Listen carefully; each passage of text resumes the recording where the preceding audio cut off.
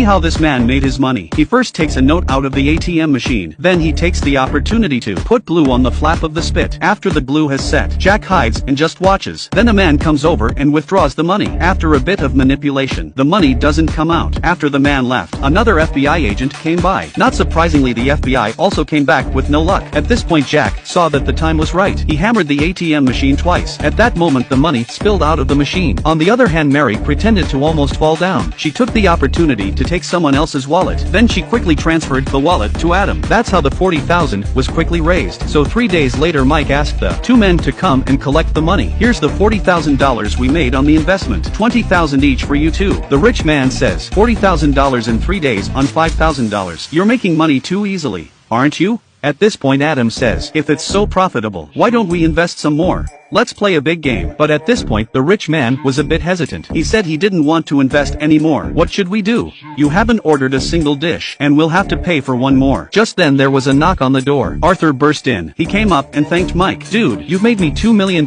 in 3 days. I want to invest more, and I want to double it. That's when Mike cut him off. He said he would talk to him after he sent the rich man away. That's when the rich man got interested. Since there was such a good investment opportunity, I'd like to know more about it too. So they arranged a time. Mike would have his driver pick them up and take them to the office to talk about it. The reason for going to the office was to show the tycoon what Mike was capable of. After sending the rich man away, Mike threw a punch at Arthur. It turned out that Arthur wanted to join them, but Mike had turned him down before. This time he burst in to prove to Mike his resilience, and since everything was going well, he agreed to give him a try. The next step was to prepare to get a prestigious office, so Jack used a few people's photos. Jack made some fake work permits. The next day, they walked into the fancy office building. They walked calmly into the posh office building. Then Arthur drew the attention of the receptionist. Mary took the opportunity to check out an office that was on leave. When they got to the office door, Mike took out his master key. He quickly pried the door open. Jack changed the sign on the door. A classy office was ready. All that was left to do was a fancy car.